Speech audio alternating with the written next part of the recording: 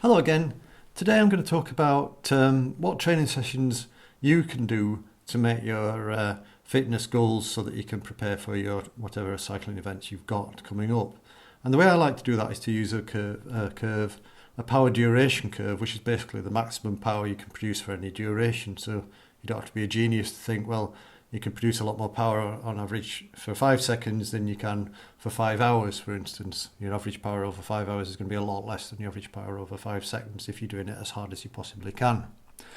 I should say you don't need a power meter to use this way of thinking. It's just a nice way to think about things and put things into perspective. There are various ways of getting power quite cheaply, even if you don't have a power meter, although the price of power meters has come down a lot. You could go to the gym and use a watt bike. You could do some tests on a watt bike, like 5 seconds, a minute, 5 minutes, 20 minutes, an hour, and that would give you a nice power profile. You could use the watt bike or gym bike, any other type of gym bike that measures power, for your harder training sessions, and then do your endurance work outside, and that's worked very well for a lot of athletes that I work with. Other things you can do is just get a normal turbo trainer, not a smart trainer, and a lot of those now are calibrated to work with things like Zwift or Trainer Road. If you have a speed sensor, the speed is analogous to the power, and as a consequence you've then got a sort of pseudo measurement of power, and that can be quite effective. Other things you could do is do some Strava segments, and Strava has quite a good estimate of your average power over the segment, so you could use those to get a power duration curve, and that's even cheaper than going to the gym, and it works pretty well. You could use you could then use those segments to do your interval sessions, and there you are. You've got a nice sort of relatively cheap method of using power for training. So this is a typical power duration curve. And you can see that the modelled FTP is 219 watts. And this is from a tool called WKO5. But actually a free tool is Golden Cheat that you can use to do similar analysis. And it's modelled a Pmax of 830 watts. And what it does is it fits a curve to the powers that you've produced over time. Any period of time, and the yellow line is your maximum powers for each duration, and the red line is the curve, the model curve, which is all smoothed out, and that's what it thinks you can produce. So like for 2 minutes it thinks if you did a 2-minute test you'd get onto the red line, but it just might happen that this athlete hasn't done any 2-minute tests, and as a consequence that data is not there. So it's a nice way to fill in the gaps, and it works really well. So what are you trying to do? So if you think about your event and what you want to achieve. So for instance, if you were doing a bike packing event on the road, you might be riding for 12 to 16 hours a day, and there wouldn't be a huge variety. There would be no need for you to go really hard. So you would be always below this FTP level, and as a consequence you wouldn't need to go what we call anaerobic, so you would need very little anaerobic capacity. You may want to do anaerobic training sessions, but that would be for a different reason than to develop your anaerobic capacity. But if you're doing, for instance, a cyclocross race, then there's a lot of variability. You're doing about, say, 40 minutes to an hour of racing, very close to your FTP, and you have to go above it, and which means it's very difficult to recover, because you only recover your anaerobic capacity when you drop below your FTP, and therefore you're going to be wanting to train for short durations and really stress your system at high intensities, whereas if you're doing the bikepacking race or a sportive, for instance, on the road, you wouldn't need to do that sort of training for a race-specific type training session, but you may choose to do it to develop your FTP and bring up all the levels of thresholds. So there you've got you sort of thinking about your event.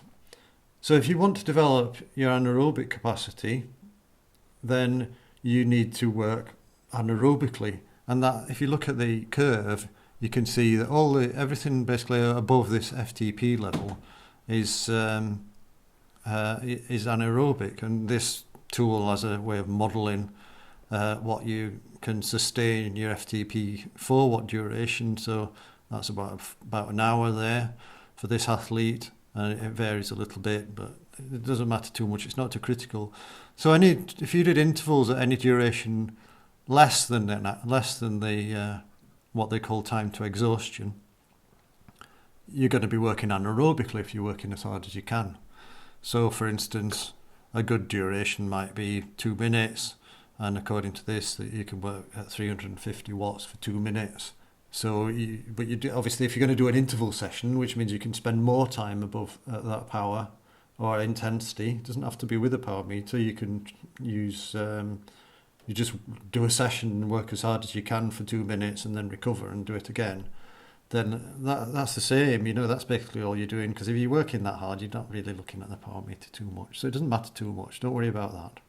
Just do the training. The more time you spend at a given intensity, the more effective it's going to be. So if you did one effort of 2 minutes and you were totally worn out, exhausted, you've only spent 2 minutes training. So it might be more effective to do a little bit less than you can do for a maximal effort of 2 minutes, so like 96%, 95% of your 2 minute power for 2 minutes, have 2 minutes recovery, do it again for 2 minutes, and you might manage like 8 reps or something, 8 by 2 minutes at that power, or 6 by 2 minutes, and you just sort of gradually build up.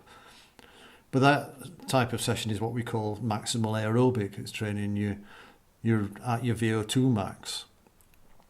And there are various ways of getting to your VO2 max, but this is perhaps doing 2 minute efforts or 3 or 4 minute efforts. Like that type of duration has been shown to be just as effective as doing longer efforts, but it also brings up this anaerobic side. So it improves both your anaerobic capacity, your FTP, it improves both your anaerobic capacity, yes, which is your capacity to work above your anaerobic threshold, but also it improves your FTP, which is your anaerobic threshold. Sorry, it's a bit confusing. And anything below your anaerobic threshold is aerobic, and therefore it means that when you want to ride your longer events, your endurance training zones sort of go up, because they sort of tend to drift up with your anaerobic threshold. Although it doesn't work entirely like that, and I'll go into that a little bit in a minute. So if you like these videos, please give it a like, subscribe if you want to see more, and that really helps motivate me, and then I produce more videos, and hopefully that's helpful for you, and it's helpful for me. So if you wanted to do really long events, then the most important thing can be your aerobic threshold, which is the upper end of your training zone 2 if you use training zones, heart rate zone, power zone. And if you don't use any gadgets, then it's basically the pace you can hold a conversation at, or ride without breathing through your nose or something like that. The very sort of rules of thumb for gauging it. But basically, if you're riding with a friend and you can have a conversation, that's the pace you ride up to develop your aerobic threshold. So you've got two things there. You've got your 2 minute efforts, and you've got your longer rides to build up your endurance. And that's what might be known as polarized training, where you're doing a fairly low intensity for long periods of time and high intensity for short efforts. And that's and that will develop your anaerobic threshold. It'll also develop your aerobic threshold. So if you're doing longer events, then that's pretty much all you need. If you're doing shorter events, like I said, cyclocross, or even if you're training on the track, then you need less of the aerobic threshold type work. You don't need so much volume, but you need to be working at very high intensities so that you can develop your anaerobic capacity. If you're doing a cyclocross and you've got a 3 or 4 second hill, then you're going to have to work really hard to get up it, because it might be really steep. But then you've got to recover. So then you need to be doing shorter efforts, and you can see that they might be in the sort of 3 to 5 second part of the curve, but you need a lot of recovery to do those sort of efforts. So they're the three things, and you basically use the curve to identify what you need. It's like a tool to think about, but also you can use the curve to track progress. So you can, if you've got a power meter, great, you can just track power over time and do some tests every 3 or 4 weeks. And then you'll get that, you'll be able to see the progression. And if you don't have a power meter, you can use an indoor trainer that's calibrated, or a watt bike. And I'll just show you some graphs of how things can develop. This rider does sporties and various things. So you can see that sort of his longest ride here is about 3 or 4 hours, and his power doesn't drop off that much, so he's pretty well trained for that type of event.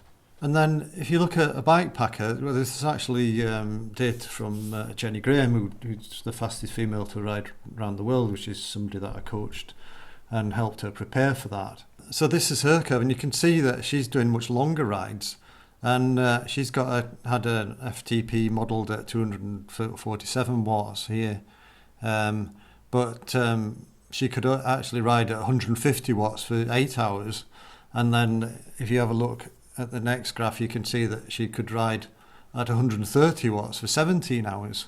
So you can see that's a huge, it does drop off a bit when you ride for longer, but bear in mind that she's probably having breaks during this period as well. Her endurance, her aerobic threshold was very high, and we spent a lot of time training to develop both her FTP, her anaerobic threshold, because that brings everything up, and her ability that would mean she can actually ride climbs without having to go anaerobic. But also doing long rides to develop this aerobic threshold to build up her endurance.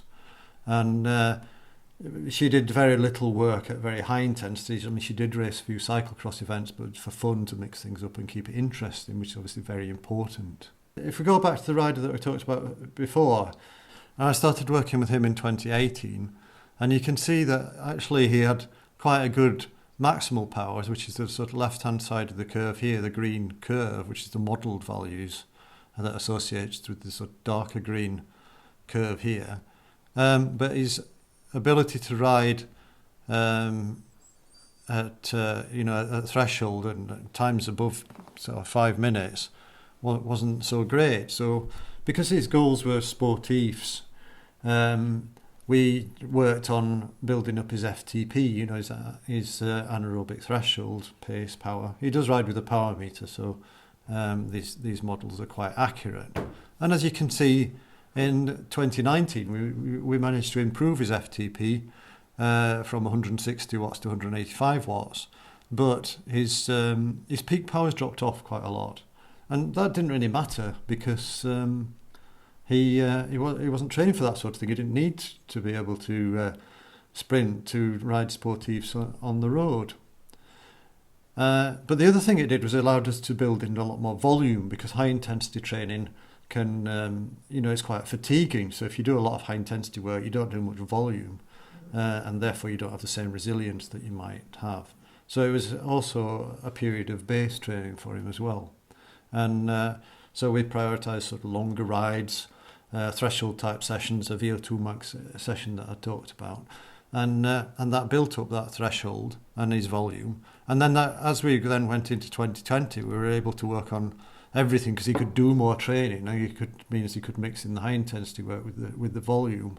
And as you can see, he managed to get back above his 2018 levels in his peak powers, but also made quite strong gains in his modelled FTP up to 220 watts.